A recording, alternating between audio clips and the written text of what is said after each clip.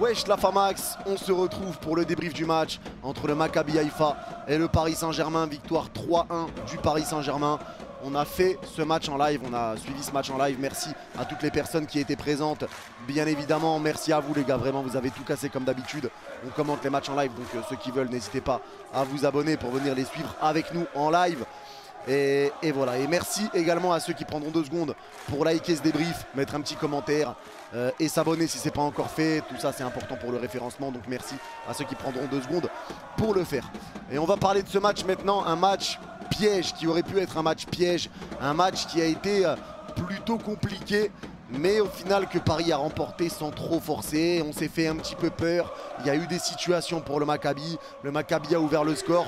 Mais voilà, on s'est fait peur, mais on a fait le taf et il y a pas mal de choses à dire sur ce match. Alors déjà, on va parler de la première mi-temps qui a été compliquée, des ratés un petit peu de la part d'Mbappé, de la part de Neymar, avec pour moi un penalty. Je sais pas, dites-moi pour vous s'il y avait penalty ou pas sur Neymar en première mi-temps. Mais pour moi, il y avait penalty, le gardien ne touche pas du tout la balle.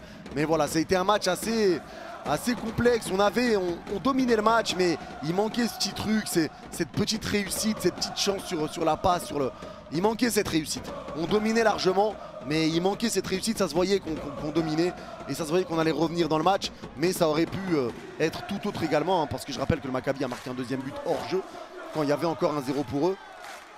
Donc ça aurait pu être tout autre. Ça aurait pu être tout autre. Et maintenant sur ce match, le truc c'est que je trouve qu'on reste un petit peu dans la continuité de ce qu'on a fait contre la Juve, de ce qu'on a fait contre Brest. C'est-à-dire jouer un petit peu une mi-temps sur 2 et avoir un petit peu de mal. C'est un petit peu moins rassurant que le début de saison, c'est clair. Après on va pas mettre des scores à tout le monde, ça on le sait. Mais c'est vrai que dans le jeu ça paraît un petit peu plus complexe quand même. Et pour moi c'est aussi lié les mecs à la titularisation de Mukiele qui a été... Mukiele. Voilà, il a été Mukiele, il a été lui-même. Il a fait un très mauvais match. Alors attention, je ne vais pas lui jeter la pierre. C'est que c'est le premier match avec le Paris Saint-Germain, doucement. Mais il a été désastreux pour moi, aussi bien offensivement. C'était Casper le fantôme. Défensivement, ça a été très compliqué pour lui. Mais c'est pas le seul. En première mi-temps, Sergio Ramos a été horrible. Le but est de sa faute. Marquinhos n'a pas été bon non plus. Danilo a fait de son match. Et Mendes a été étincelant. Je l'ai trouvé très bon, Nuno Mendes, offensivement comme défensivement. Il a été très bon. Et comme d'habitude, Vitinha, Verratti, rien à dire sur eux. Mais vraiment, en première mi-temps, c'est Mukiele, Ramos et Marquinhos. Surtout Mukiele. Mais Ramos et Marquinhos qui étaient vraiment pour moi pas dans leur match. Donnarumma a failli faire une dinguerie encore, mais derrière il sort un bon match. Et c'est le problème de Donnarumma, les gars. C'est qu'encore une fois, sur sa ligne, il est très bon. Il est très bon, mais balle au pied, je sais pas. On a l'impression que ses oreilles lui recouvrent les yeux, qu'il voit pas. Il a pas les angles morts, il ne connaît pas. Il sait pas tourner la tête. Il voit pas quand il y a quelqu'un dans son dos. C'est terrifiant. Il a failli faire une dinguerie encore monumentale. Je comprends pas, mais sur sa ligne il est très bon et on le sait et c'est ça le problème. C'est ça le problème. Mais bon, je vais pas m'éterniser encore longtemps sur Donnarumma. C'est toujours la même chanson sur les débriefs. Maintenant la défense, c'est vrai qu'elle a eu beaucoup de mal. Elle a eu beaucoup de mal, on va pas se mentir, mais Mukiele, c'était encore pire. Ramos est responsable sur le premier but. Même si Marco Verratti qui foire sa passe, c'est parce que Ramos l'a mis dans la merde. Il lui a mis un ballon de merde. Et voilà, et Marquinhos, je l'ai pas trouvé serein. La défense était aux abois, hein. Sur la mauvaise passe de Verratti à cause de Ramos. La défense était complètement aux abois. Après, encore une fois, même Marquinhos l'a dit, il va falloir laisser du temps à la défense pour trouver s'adapter à ce système-là. Va falloir être patient avec eux. Clairement, va falloir être patient avec eux. Et on verra ce que ça va donner par la suite, bien évidemment. Mais on va rester sur ce système, soyez-en sûrs. Le milieu de terrain, Vitinha, Verratti, comme d'habitude, les gars, j'ai rien à dire dessus. Impeccable, très fort. Est-ce qu'un remplaçant arrivera à prendre la place d'un des deux au milieu? Honnêtement, je ne crois pas. Je pense que Verratti, Vitinha, ça va être définitivement le milieu parisien. Alors il y en a qui vont peut-être se dire que ça va être un problème défensivement, mais les deux font les efforts. Les deux font les efforts défensifs. Verratti sait très bien récupérer les ballons. Pas besoin de vous présenter Marco Verratti. Et Vitinha fait énormément d'efforts pour les reprendre. Il a récupéré pas mal de ballons au milieu de terrain sur des passes qu'il avait anticipées. Donc Vitinha, Verratti, vraiment pour moi c'est le milieu qui ne bougera pas au Paris Saint-Germain. Et maintenant l'attaque Mbappé, Neymar, Messi. Encore une fois je vais parler de la première mi-temps. La première mi-temps de Messi a été compliquée. Très dur, beaucoup de passes ratées, beaucoup de ballons perdus.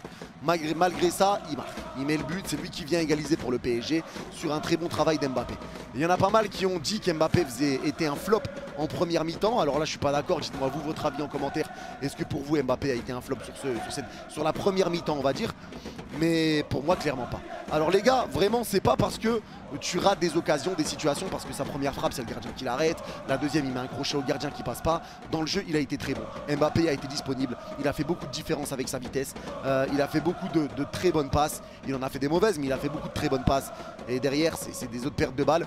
Pour moi Mbappé a fait une bonne première mi-temps, ça a été un peu, il y a eu du déchet forcément, ça va pas être un 100% de réussite, il y a eu du déchet oui. Mais ça arrive de rater des face à face, il y a eu des arrêts du gardien, etc. Les angles n'étaient pas faciles, c'est pas des ratés avec le but ouvert. Donc pour moi Mbappé a fait un bon match même dans sa globalité. Bon match, un but, une passe D. Encore une fois, il continue sur ses standings de Ligue des Champions. Encore une fois, Mbappé a été très bon. Mais si c'est pareil, c'est un but, une passe D. Passe D pour Mbappé justement. Et le but sur la passe D d'Mbappé. Donc les deux sont bien trouvés aujourd'hui. Messi, première mi-temps compliquée, la deuxième a été un peu mieux. Il a mis des bonnes passes, etc. Donc voilà, ça a été une première mi-temps un peu compliquée, mais la deuxième, ça a été beaucoup mieux.